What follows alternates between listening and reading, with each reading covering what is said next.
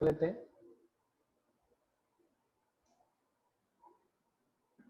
Question number 132 आप लोग भी सब एक बार सॉल्व करो। Question number 132, question number 132।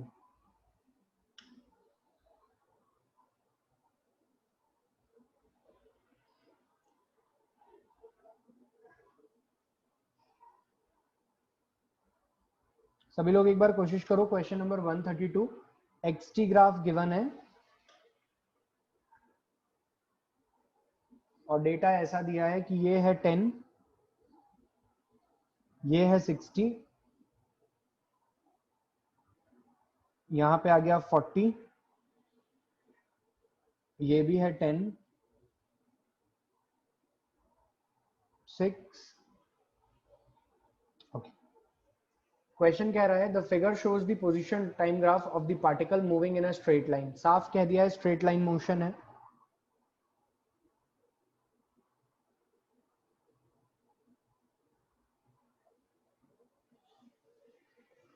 What is the magnitude of average speed over the particle over 10 second. ठीक है, ठीक है, लॉजिकल है, मैं समझाता हूं। एवरेज स्पीड निकालनी है अपन, तो एवरेज वेलोसिटी भी निकालेंगे, इसमें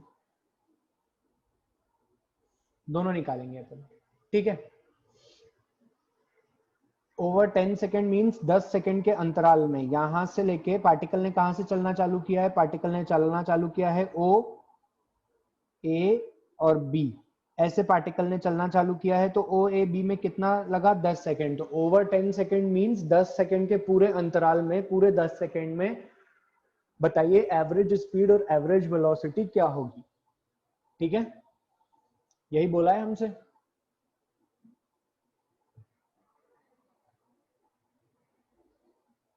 हाँ, एवरेज स्पीड की डेफिनेशन क्या होती है, डिस्टेंस अपॉन टाइम। यही होती है डेफिनेशन, डिस्टेंस अपॉन टाइम। अब तुम ध्यान से देखो तो ये जो तुम्हें पोजीशन टाइम ग्राफ दिया है बेटा, क्या दिया है, पोजीशन टाइम ग्राफ, पोजीशन और टाइम का ग्राफ। पोजीशन टाइम ग्राफ दिया हुआ है, इसका मतलब शुरुआत में पार्टिकल कहां पे था, शुरुआत में ना पार्टिकल यहां पे था, शुरुआत में पार्टिकल यहां पे था, यहां से 60 से चलना चालू किया और कहां आ गया 10 पे।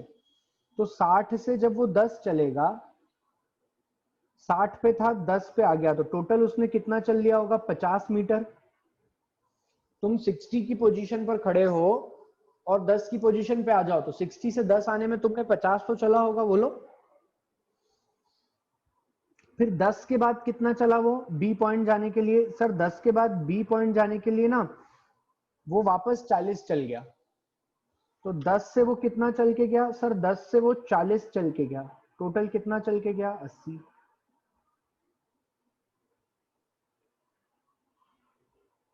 Sorry 30, sorry 30। तो टोटल कितना हो गया, 80 मीटर। तो टोटल डिस्टेंस कितना चला, 80 मीटर। एवरेज स्पीड क्या हो जाएगी, 80। और ये सब पंचायत हुई कितनी देर में, सर ये पूरी पंचायत जो हुई ना, ये हुई है सिर्फ और सिर्फ 10 सेकेंड में, डिवाइडेड बाय 10। आंसर। ठीक है, अब इसके बाद में सेकेंड पार्ट अगर वो पूछ लेता एवरेज वेलोसिटी बताओ, क्या पूछ लेता वो, कि एवरेज वेलोसिटी बताओ क्या है। वो पूछ लेता कि एवरेज वेलोसिटी बताइए क्या है। तो अगर हमसे एवरेज स्पीड तो हमारी 8 मीटर पर सेकेंड आ गई 80 बाय 10 से, है ना।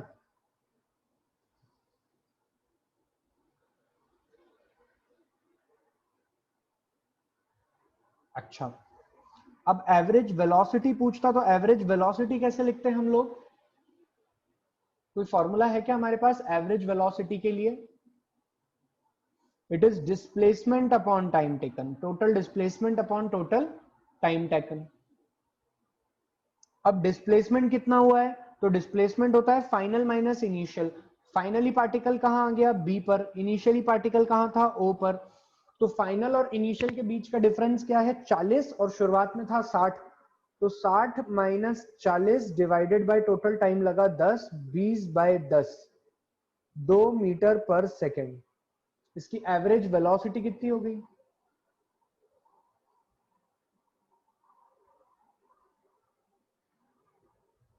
चलिए लिख लीजिए इस क्वेश्चन को सभी लोग, जिनका डाउट था फटाफट लिखो। नेक्स्ट क्वेश्चन करते हैं उसके बाद।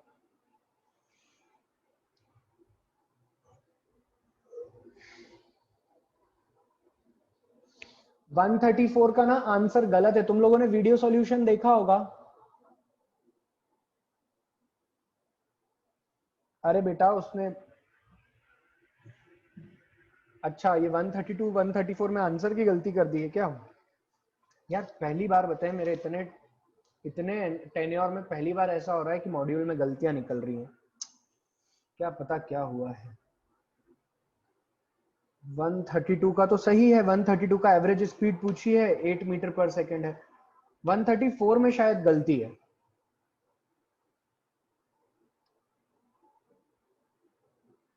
अरे माइनस ही तो करा है यार, कैसी बात करता है। 60 माइनस 40 और 10 minus 0, final position minus initial position, final time minus initial time, 20/10 2। फालतू प्रश्न पूछ रहा है।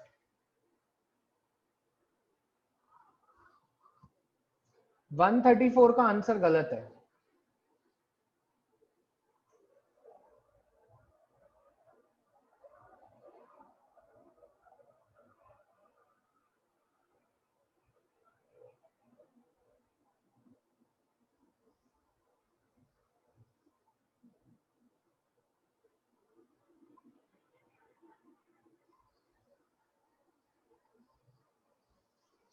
वन 134 एक बार तुम लोग मुझे आंसर बता दो सभी लोग।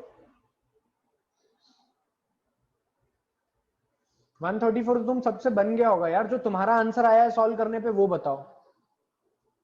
हाँ याशी मैं समझ गया। जो तुम लोगों का आंसर आया है ना वो बताओ 134 का। 134 का आंसर मुझे लिख के दो। हाँ बिल्कुल कृष्णा।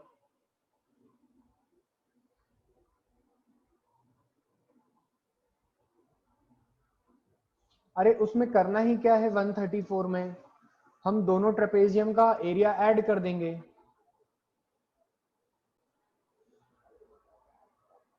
यही आंसर है, करेक्ट कर लो आप लोग, उसमें गलत दिया है।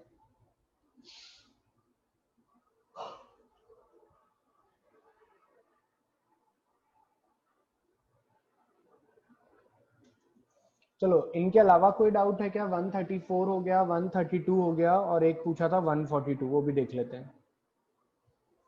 142 तो खैर मुझे सिखाना ही है, मुझे पता है। अच्छा अभी जो दो क्लासेस हुई हैं, ये दो क्लासेस में हमने acceleration time graph, velocity time graph, उनके स्लोप, उनका एरिया, और कल की क्लास में हमने वेलोसिटी टाइम ग्राफ दिया हो तो acceleration time graph, acceleration time graph दिया हो तो वेलोसिटी टाइम ग्राफ, इतना बनाना सीखा। इम्पॉसिबल ग्राफ्स सीखे। इनमें कहीं कोई डाउट है क्या? इनमें कोई बात जो समझ नहीं आई हो?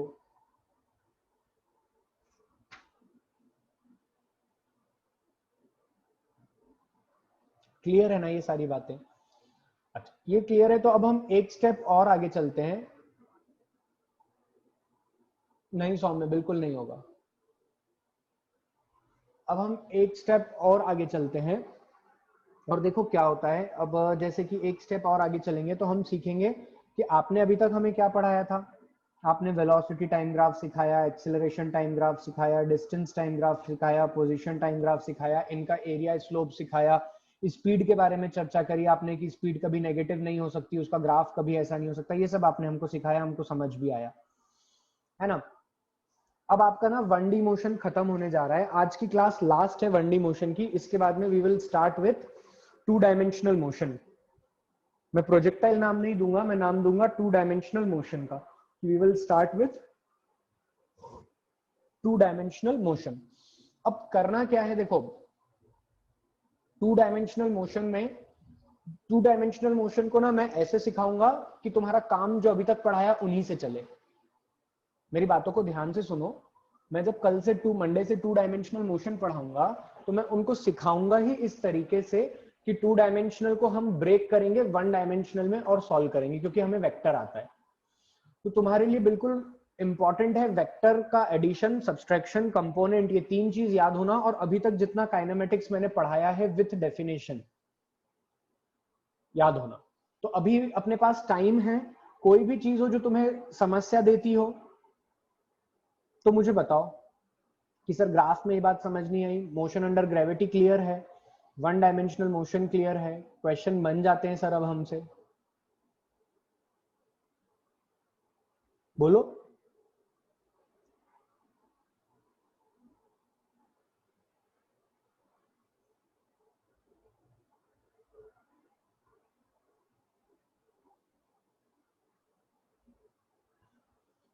अरे ट्रायंगल का एरिया और रेक्टेंगल का एरिया निकालना सिखाऊं क्या मैं? कुछ पूछ।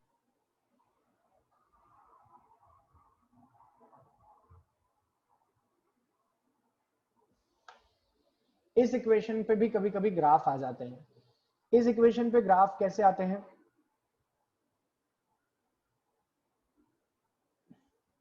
यस, कल तक आप लोग मोशन अंडर ग्रेविटी पूरा खत्म कर दें। कल तक आपको मोशन अंडर ग्रेविटी पूरा खत्म कर देना चाहिए।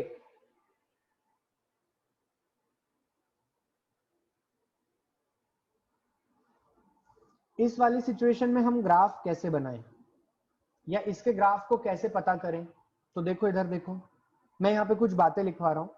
अगर मैं इसको इंटीग्रेट करूंगा तो क्या आएगा? a into delta X V square by 2 ऐसा आएगा।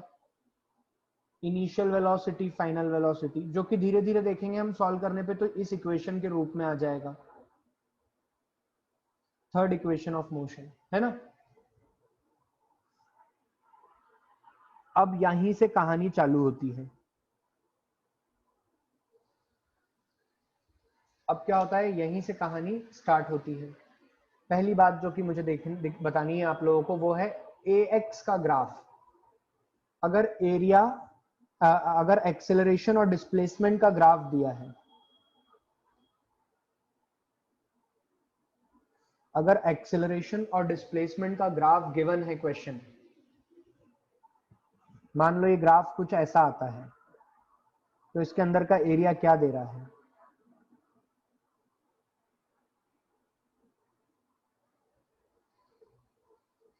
Acceleration versus displacement graph,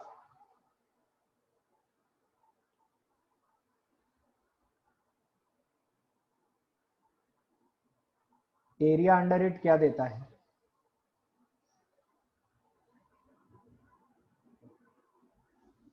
area under it क्या देगा बताओ? देखो तुम्हारे सामने है,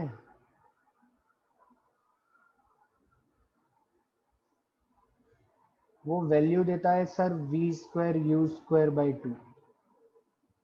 क्लियर हुई क्या ये बात हर किसी को? इस पे बेस्ड अगर कोई क्वेश्चन है तो, नहीं तो मैं कराता हूँ बना के क्वेश्चन।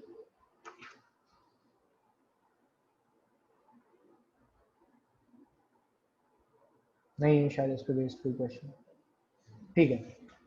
हमें यहाँ तक तो समझ में आई बात। देखो मैं कंसेप्चुअली पढ़ा रहा हूँ, मैंने ऐसे ही बताई थी तुम्हें बात कि इंटीग्रेशन क्या देता है, integration area under the graph देता है, और एरिया अंडर द ग्राफ की वैल्यू क्या है? ये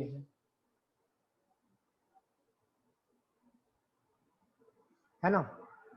तो एक ये बात तो आपको नोट करके याद रखनी है। अब कभी कभी इसी थर्ड इक्वेशन का एक और यूज होता है, A D X V D V solve करने पे आया था V square by 2 A into X, है ना।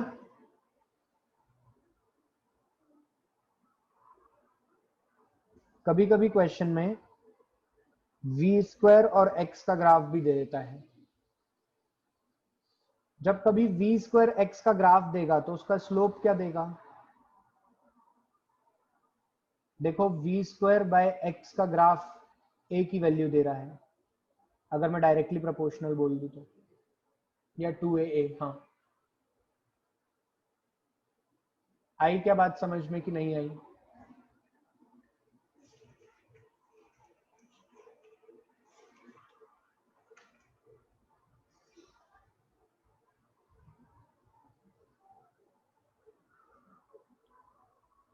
अरे तुम्हें इक्वेशन नहीं याद है क्या? पढ़ाई लिखाई बिल्कुल बंद चल रही है क्या? अब अगर इसमें मैं ग्राफ बनाता हूं V square U square two A X का, V square U square by two by X equal to two A, तो जब इसका मैं स्लोप लिखूंगा तो क्या दे रहा है? इस ग्राफ का स्लोप वी स्क्वायर और एक्स स्क्वायर के ग्राफ का स्लोप क्या दे रहा है मुझे? एक्सेलरेशन की वैल्यू दे रहा है ना। इसमें मैंने क्या नया बता दिया?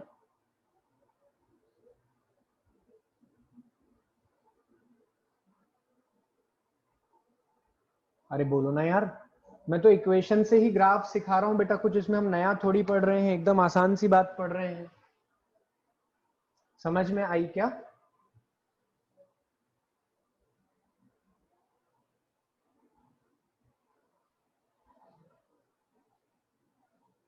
क्या मूर्ख सरी की बात कर रही हो यार? हो सकता है एक्सेलरेशन की वैल्यू नेगेटिव आ जाए, नेगेटिव आ जाए तो प्रांजलि तुम सही होगी, और पॉजिटिव आ गया तो मैं सही होऊंगा। मॉड्यूल का question number 163, question number 163,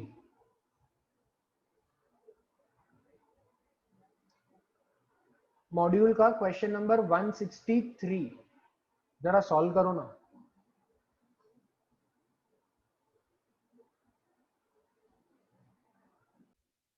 Acceleration time graph is given. Find out the velocity at t equal to 4 second.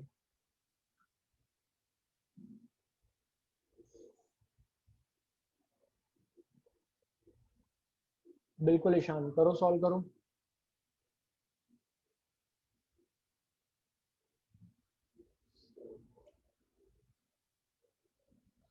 ऐसी कौन सी इक्वेशन है जो एक्सेलरेशन, वेलोसिटी और टाइम को रिलेट करती है और ग्राफ साथ में दिया है? A D T A is equals to D V by D T, यही इक्वेशन होती है जो रिलेट करती है तीनों को।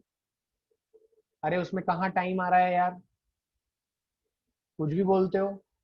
ए डी एक्स बराबर वी डी वी में कहाँ टाइम दिख रहा है? बताना जरा मुझे, मैं भी तो जानू कि टाइम और भी कुछ होता है। बताओ इसमें कहाँ है टाइम? फर्जी बातें करते हो क्लास में।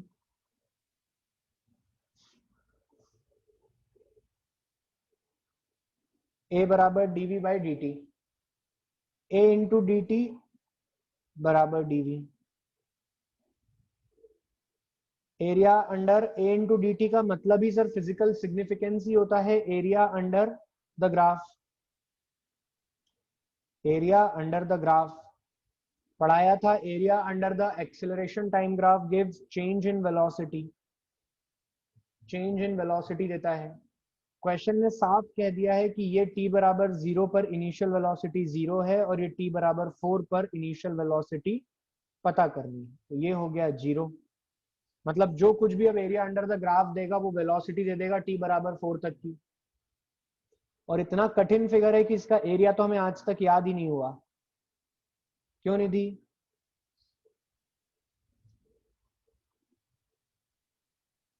इसका एरिया क्या होगा? Half base into height plus base, मतलब लेंथ इंटू ब्रेड्थ कर लो।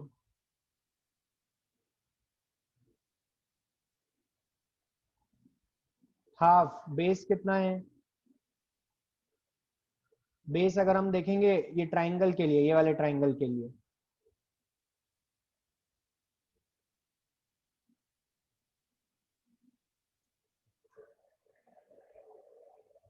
तो क्या होगा? 2, हाइट है 10, फिर इसके लिए देखेंगे तो बेस होगा 2 और हाइट है 10, 10 प्लस 20 30।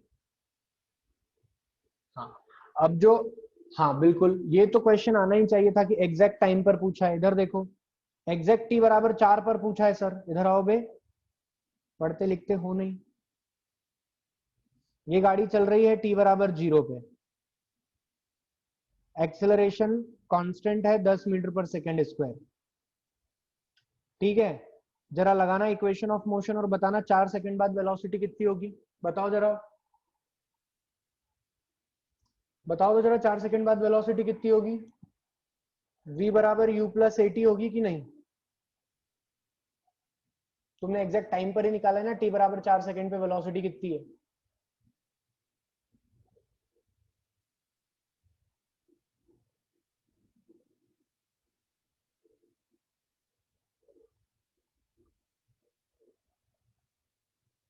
जैसे अलग आ रहा है क्या आंसर, मैं देखूं। अच्छा रुको रुको, 2 और 10, हाफ बेस इंटू हाइट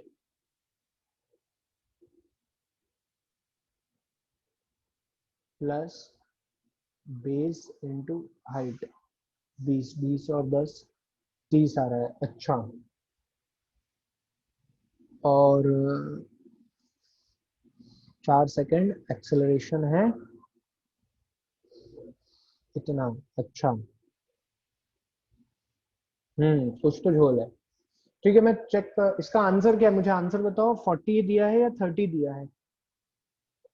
हाँ, t बराबर 4 पे तो 30 है।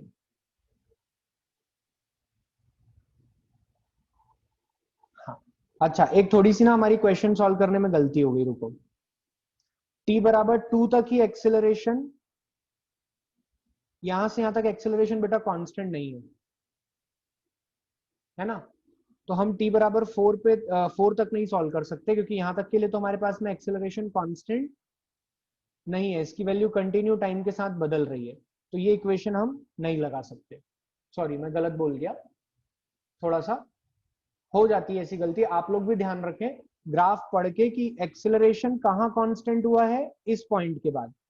ये मैं ऑरेंज कलर से जो मार्क कर रहा हूं ना, ये वाला पॉइंट, इस पॉइंट के बाद एक्सेलरेशन कांस्टेंट हुआ है 10, उसके पहले 0 से 10 तक उसकी वैल्यू कंटिन्यू बढ़ी थी। ठीक है, तो करेक्ट आंसर 30 ही है, कोई डाउट नहीं है इसमें। और जो बच्चे कंफ्यूज हो रहे हैं कि एग्जैक्ट t बराबर टाइम 4 पर पूछा है, वो एरिया अंडर द ग्राफ देता ही वैल्यू वो। ठीक है, t बराबर 4 तक जो वेलोसिटी हुई है वो वही वैल्यू देगा। आई बात समझ में।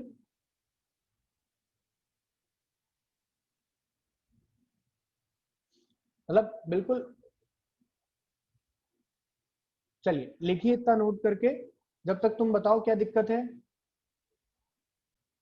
जिन बच्चों को ये बात लग रही है कि एग्जैक्ट पॉइंट पे क्या होगा, मैं एक बार एक्सप्लेन कर देता हूं। एग्जैक्ट t इक्वल टू 4 बोला है क्वेश्चन में, और आप तो पूरा एरिया ले रहे हो। क्वेश्चन में तो t इक्वल टू 4 बोला है, और आप तो यहाँ पर क्या कर रहे हो, पूरा ये वाला एरिया ले रहे हो। सर ये पूरा एरिया, लेकिन उसने बोला तो एग्जैक्टली t इक्वल टू 4 है। तो बेटा a into D T dv, अरे dv बाई dt को ही तो इंस्टेंटेनियस एक्सेलरेशन कहते थे ना। तो इसका इंटीग्रेशन क्या देगा तुम्हें, उस इंस्टेंट पे वेलोसिटी, जो इंस्टेंट तुम पुट करोगे।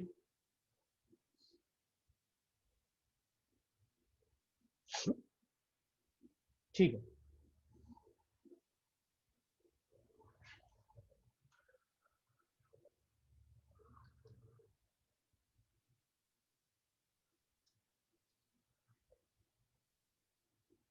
ठीक है। अब हम रॉकेट वाले केसेस कर लेते हैं थोड़े से।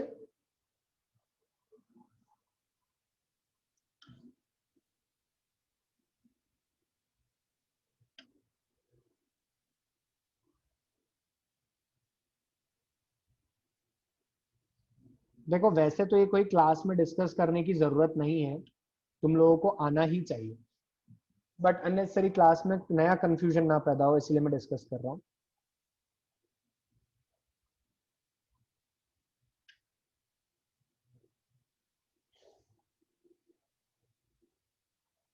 देखो रॉकेट के मोशन में क्या होता है,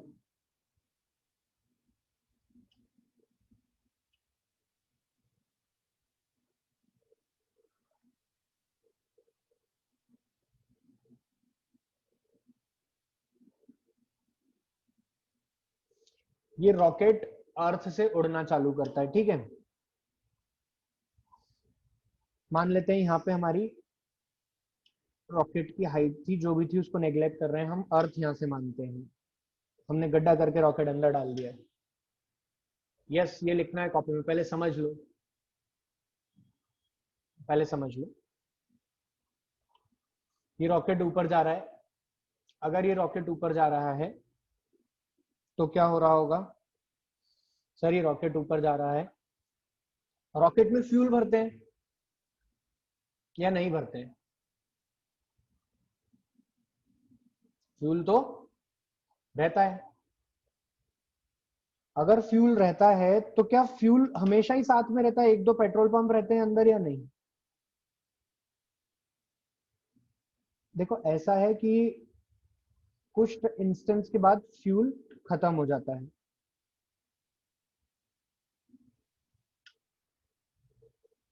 कुछ इंस्टेंस के बाद फ्यूल खत्म हो जाता है बिटवीन दी जर्नी, अपनी जर्नी के बीच में ही कहीं खत्म हो जाता है उसका फ्यूल।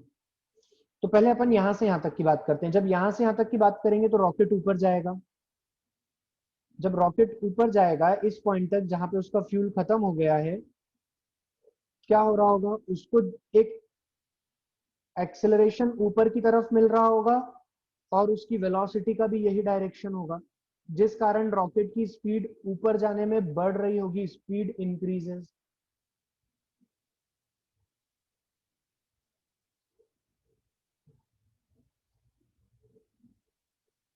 बिल्कुल प्रांशु सही कह रहे हो।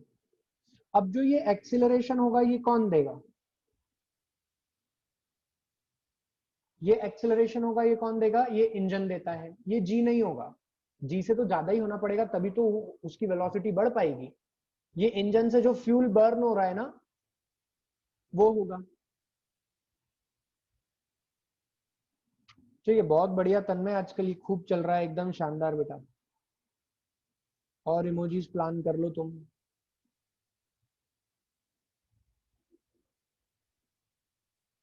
हाँ, तो यहां तक क्या होगा, यहां तक एक्सेलरेशन भी पॉजिटिव है, वेलोसिटी भी पॉजिटिव है, स्पीड बढ़ेगी। अचानक से फ्यूल खत्म हो गया और यहां पर वेलोसिटी हो गई v1। क्या हो गई? v1 वेलोसिटी हो गई। अब क्या करें? अब ये और ऊपर जाएगा या नीचे आएगा? सर ये जब तक ऊपर जाएगा जब तक इसकी वेलोसिटी क्या नहीं हो जाती, जीरो। अबे नीचे कैसे आ जाएगा, अभी तो उसके पास वेलोसिटी है ना कुछ।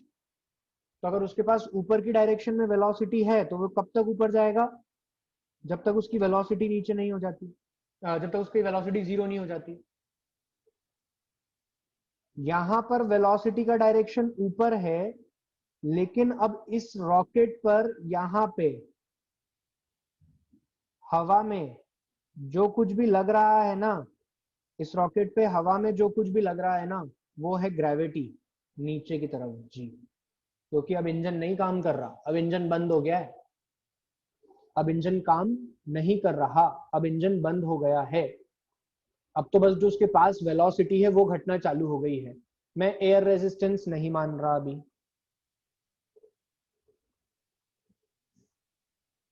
अभी 4 सवाल एयर रेजिस्टेंस पे दे दूंगा ना, बाल जितने भी ये खड़े हो जाएंगे बेटा। इंटरनेट कांपने लगेगा। तो इसीलिए एयर रेजिस्टेंस जीरो ही रखो तो अच्छा है। समझ में आई इतनी बात? जो ये डायग्राम तुम्हारे सामने बना है ये समझ गए? तो यहाँ पे क्या होगा सर, यहाँ पे स्पीड डिक्रीज होगी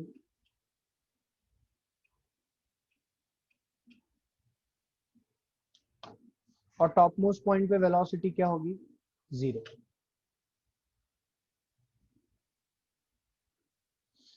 अच्छा, तो इस पूरी पंचायत में क्या अप्लाई करेंगे हम? फ्यूल खत्म होने से वेलोसिटी जीरो होने तक मोशन अंडर ग्रेविटी।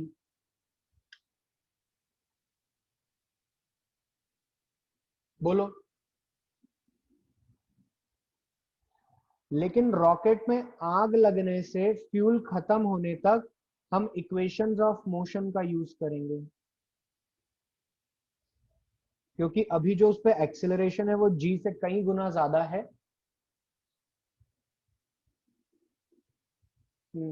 हाँ, एक्चुअली नेग्लेक्ट नहीं करते, वो नेट एक्सेलरेशन इतना रखा जाता है कि जी के इफेक्ट को कैंसिल कर देता है। जैसे कि मैंने 12 मीटर पर सेकेंड का एक्सेलरेशन रखा, तो इट इज एक्चुअली मान लो मैंने 11 मीटर पर सेकंड स्क्वायर का एक्सेलरेशन रखा, तो बेसिकली मेरा एक्सेलरेशन था 20 विच हैज नेग्लेक्टेड 9, मतलब मैंने एक्सेलरेशन रखा 20 मीटर पर सेकंड स्क्वायर का, जिसमें से 10 चला गया कौन, जी के बराबर जो था। तो नेट एक्सेलरेशन कितना है, 10 मीटर पर सेकंड स्क्वायर का। 90% सवालों में तुम्हें नेट एक्सेलरेशन ही देते हैं, इसीलिए मैं डायरेक्ट इसी से लिखवा रहा हूँ। ठीक है निधि, इसलिए मैं उस पर डिस्कस नहीं कर रहा, वो कंफ्यूजन पैदा करेगा। कुछ बेसिक सवाल हो जाए उसके बाद में उन पर डिस्कस कर सकता हूँ।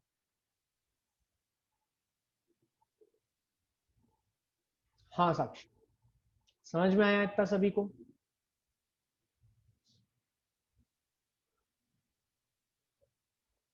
अच्छा, अब अपन रॉकेट का वेलोसिटी टाइम ग्राफ बनाते हैं। क्या बनाते हैं, वेलोसिटी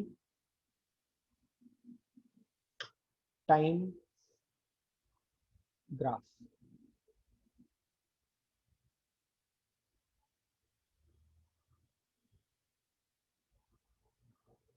वर्णिका में तुम्हारी बात नहीं समझा बेटा। चलो इधर देखो, जब हम इधर देखो, इधर देखो, जब हम अर्थ पे खड़े थे तो वेलोसिटी क्या थी, 0, और टाइम भी क्या था, 0। तो ग्राफ तो यहीं से चालू हो रहा है। अब जब अर्थ से इस पॉइंट तक गए, फ्यूल एम्प्टी वाले पॉइंट तक, मान लो फ्यूल एम्प्टी वाले पॉइंट तक, फ्यूल एम्प्टी वाले पॉइंट तक समय लगा t, और उससे ऊपर समय लगा t1, है ना। तो फ्यूल एम्प्टी वाले पॉइंट तक एक्सेलरेशन भी पॉजिटिव है और वेलोसिटी भी पॉजिटिव है, तो ग्राफ ऐसा जाएगा ऊपर। कहां तक जाएगा सर, ये टी पॉइंट तक जाएगा। मान लो यहां तक हाइट हो गई होगी h, कितनी हो गई होगी हाइट h, वेलोसिटी हमने ऑलरेडी नाम दे रखा है, कितनी हो गई होगी v1। क्लियर है, एक्सेलरेशन कांस्टेंट है, हर बच्चे को समझ में आना चाहिए ये बात।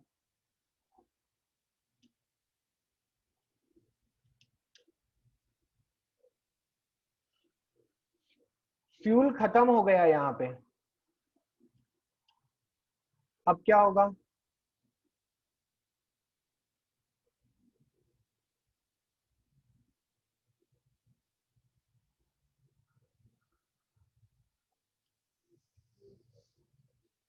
देखो फ्यूल एम्प्टी को कट ऑफ पॉइंट भी बोलते हैं। क्या बोलते हैं, कट ऑफ पॉइंट।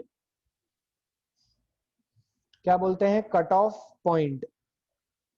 इंजन बंद कर देना, फ्यूल खत्म हो जाना, ये सारे क्या कहलाते हैं, कट ऑफ पॉइंट। अच्छा, अब इसके बाद में ना वेलोसिटी 110% घटेगी सर, और कब तक घटेगी, जब तक वो 0 नहीं हो जाती। और 0 कहां पे होगी, t1 समय पे।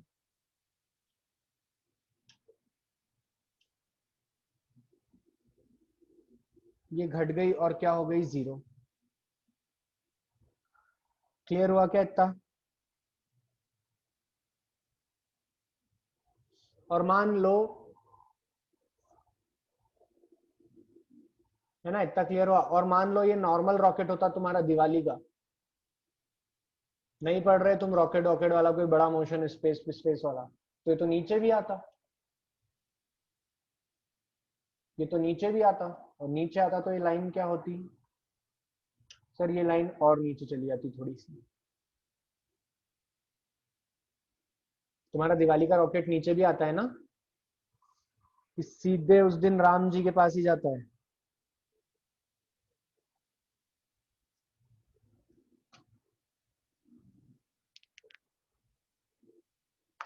क्या ग्राफ समझ में आया सभी को? तो अगर ये ग्राफ मुड़ के नीचे आता, मान लो ये रॉकेट ऐसा नीचे आता धरती पे, तो वो लाइन नीचे और थोड़ी सी एक्सटेंड हो जाती।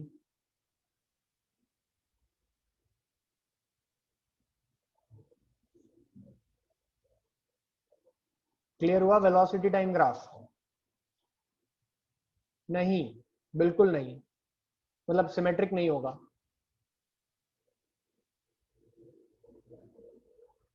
चलो, अब एक प्रश्न है कि क्या ये एक्सिलरेशन और ये एक्सिलरेशन सेम है?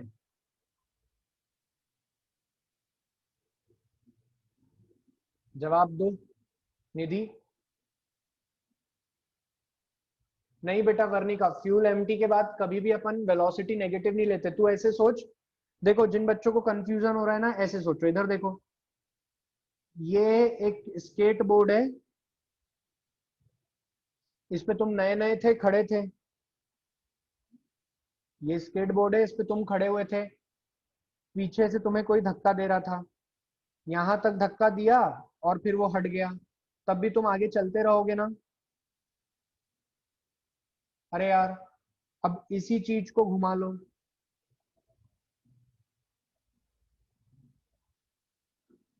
इसी चीज को ऐसा कर लो, तो देखो रॉकेट ही तो बन गई, रॉकेट की कहानी। मेरे पास जगह नहीं है घुमाने के लिए,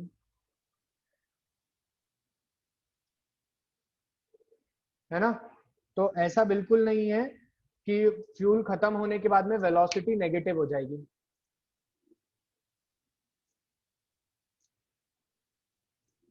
अब बात करते हैं, क्या एक्सीलरेशन दोनों जगह सेम होगा? बिल्कुल नहीं। एक जगह पर उसकी कोई न्यूमेरिकल वैल्यू होगी जो कि कैलकुलेट करके डिसाइड की जाएगी, और एक जगह पे तो 100% वो जी होगा। तो क्या ये वाला एरिया और क्या ये वाला एरिया सिमेट्रिक सेम होगा? A1 A1 और A2 सेम होंगे। तो जो ये ट्रायंगल बना है बच्चों, जो ये ट्रायंगल बना है, क्या ये सिमेट्रिक ट्रायंगल है? नहीं। ठीक है, this is all about rocket. Question number 152 से सॉल्व करना सब लोग। 152 से 157 तक होमवर्क है आपके लिए। बहुत ही अच्छे क्वेश्चंस हैं, लेकिन अभी जो सॉल्व करोगे मैं बता रहा हूं। ये होमवर्क लिख लो और आ जाओ बिगनर बॉक्स 6 में। अपन बिगनर बॉक्स 6 करेंगे, बहुत कुछ कर रखा है, थोड़ा और देखेंगे। बिगनर बॉक्स 6 का एक क्वेश्चन है, क्वेश्चन नंबर 4।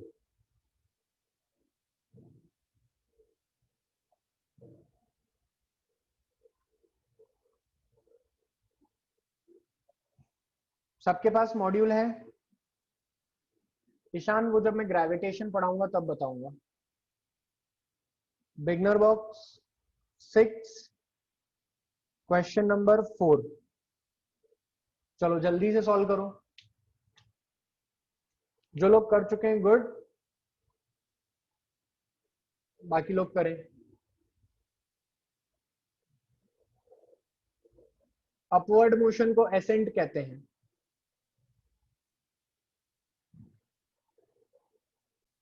ठीक है, तो हमसे पहला क्वेश्चन पूछ रहा है मैक्सिमम। मैं तो सब कुछ सॉल्व कर देता हूँ, जो जो डेटा मेरे को मैंने सिखाया है तुम लोगों को वो निकालता हूँ इसमें, फिर अपन लोग क्वेश्चन की तरफ काम करेंगे। यहां तक लगने वाला समय कितना है? 60 सेकंड पता है। इस पॉइंट पे वेलोसिटी निकाल सकते हैं क्या? v1 बिल्कुल निकाल सकते हैं। v1 बराबर u प्लस ए टी। आपने कहा था यहां से यहां तक में normal equation of motion use करनी है। इनिशियल वेलोसिटी 0, एक्सेलरेशन है 10, टाइम है 60 सेकेंड। v1 कितना हो जाएगा? 600 मीटर पर सेकेंड।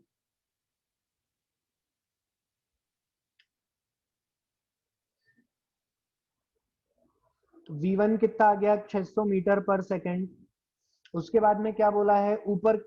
अब ये वाला जो डिस्टेंस है मैं नाम दे देता हूं ए, बी और सी। तो ए बी तक का जो डिस्टेंस है ये कैसे निकालेंगे? इसके लिए भी नॉर्मल इक्वेशन ऑफ मोशन लगाते हैं, U T plus half A T square.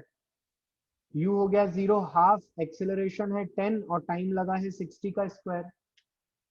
18,000 metre आ रहा है ये, 18 किलोमीटर। तो ए से बी की वैल्यू कितनी आ गई? 18 किलोमीटर। अब बात करते हैं बी से सी में। तो बी से सी की वैल्यू कितनी आएगी? उसके लिए लगेगा मोशन अंडर ग्रेविटी। क्या लगेगा? मोशन अंडर ग्रेविटी, जो कि होता है UT minus half G T square. पर हमें टाइम भी नहीं पता है, तो पहले तो हम टाइम निकाल लेते हैं। टाइम कैसे निकालेंगे? v बराबर u minus G T. v तो हो गया 0 और u हो गया v1 के बराबर। तो ये कितना होगा, v1 की वैल्यू हो जाएगी 600 माइनस g की वैल्यू 10 टाइम t बराबर 0। तो ये क्या आ गया, t बराबर 60 सेकेंड्स। तो यहां से यहां तक b से c तक में और कितना टाइम लगा है, 60 सेकेंड्स लगे हैं। ये वाला टाइम कितना हो गया यहां से यहां तक का, सर ये टाइम हो गया 60 सेकेंड्स। अच्छा, हाइट निकाल लो, b से c तक की वैल्यू क्या होगी, u की वैल्यू कितनी है 600 इंटू 60 माइनस 5 इंटू 60 का स्क्वायर। इसको सॉल्व करने पे भी क्या आ रहा है, 18,000 मीटर। तो b से c कितना हो गया, b से c की वैल्यू भी कितनी आ रही है, 18 किलोमीटर। ठीक है, अब क्वेश्चन पढ़ते हैं। पहला क्वेश्चन बोल रहा है, फर्स्ट क्वेश्चन कहता है मैंने maximum velocity attend bye the rocket, यहाँ पर 0 है, यहाँ पर 0 है, बीच में 600 हुई है बी पॉइंट पे। पहले वाले का आंसर होगा 600 मीटर पर सेकेंड। ग्राफ से बताऊं तो ये होगी ना वो वैल्यू 600 मीटर पर सेकेंड की, ये होगी ना वो वैल्यू 600 मीटर पर सेकेंड की। तुम लोग सब जिंदा हो ना। उसके बाद में सेकेंड क्वेश्चन बोलता है height attend bye the rocket जब फ्यूल खत्म होगा उससे पहले। फ्यूल खत्म होने से पहले मतलब ए बी पूछ रहा है, ए बी कितना होगा 18 किलोमीटर। तीसरे क्वेश्चन में पूछ रहा है time taken by the rocket in the whole motion, मतलब ए से सी तक का समय कितना है टाइम। 1 मिनट यहां लगा, 1 मिनट यहां लगा, टोटल 2 मिनट या 120 सेकंड बोल लो। चौथे में पूछ रहा है maximum height attend bye the rocket, मतलब ए से लेके सी तक का डिस्टेंस, जो कि कितना होगा 18 kilometre plus 18 kilometre 36 kilometre.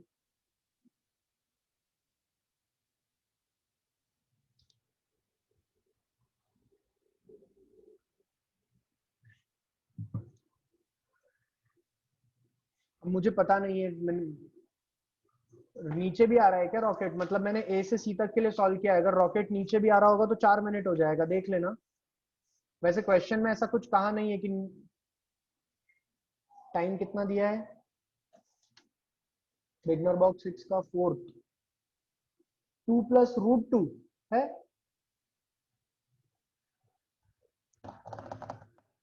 Whole motion मतलब कौन सा होल मोशन हुआ, चलो ठीक है, टाइम के लिए परेशान मत हो, सारे आंसर बाकी मैच कर रहे हैं क्या देख लो। हाँ तो वो गलती भी हो सकती है, 2 + 2 लिखा होगा उन्होंने। देखो सारे आंसर मैच कर रहे हैं हमारे, और क्वेश्चन में स्पेसिफाई भी नहीं किया है कि नीचे जाके ऊपर ही रुक रहा है या ऊपर से वापस नीचे आ रहा है। ठीक है, तो वो थोड़ी सी गलती भी हो सकती है, मैं एक बार आज घर पे बैठ के सॉल्व कर लूंगा, टाइम भी हो गया है अभी। होल मोशन मतलब मेरे हिसाब से रॉकेट बोला है, नहीं तो दिवाली वाला फुलझड़ी वाला रॉकेट बोलता। तो ए से सी मानो सारी चीजें, अभी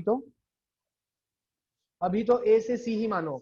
होल मोशन का एक और मतलब होता है कि वो वापस जमीन पे आ जाए, तो जितना ऊपर जाने में समय लगा उतना, चलो मैं करवाऊंगा क्वेश्चन, चिंता मत करो मैं करवा दूंगा। मैं समझ गया क्या गलती हुई है, देखो मैं अपन ही वाला पार्ट में समझा दूं क्या, अगर 2 मिनट का टाइम हो तो। देखो अभी यहाँ रॉकेट में और कहानी भी सुन लो, अगर यहां से यहां तक नीचे जाएगा तो अब पूरा नीचे आने में, बेटा देखो ध्यान से देखना है ना, जल्दबाजी में मत रहना। ये पूरा नीचे आने में उसने मोशन अंडर ग्रेविटी किया है ना, अब कहीं भी एक्सिलरेशन नहीं है, तो पूरा नीचे आने में क्या होगा, from C to A, it perform mug. तो यहां पे वेलोसिटी 0 है, यहां पे वेलोसिटी कितनी होगी पता नहीं है अभी, तो हम लिखते हैं, हमें डिस्टेंस पता है तो h बराबर ut माइनस हाफ GT² लगा देते हैं। इनिशियल वेलोसिटी टॉप पर 0 है, बाद में तो ये नेगेटिव ही होगी क्योंकि ये पूरा का पूरा डिस्प्लेसमेंट कितना हो रहा है, नेगेटिव हो रहा है। तो -h minus half GT², minus से माइनस कट गया, ये C2A में लिख रहा हूं मैं, तो ये कितना आ जाएगा, h तुमने खुद ने लिखा है 36,000 मीटर, हाफ g है 10 और टाइम का स्क्वायर, इसको जरा सॉल्व करो, ये 0 से 0 कट गया, ये इंटू 2 हो गया, 00 36 इंटू 2 अंडर रूट, ये कितना आ रहा है 60 √2 सेकेंड्स। अगर मैं इसको टाइम से 60 से डिवाइड कर दूं तो ये क्या आ जाएगा √2 मिनट। तो C2A कितना लगा, √2 लगा।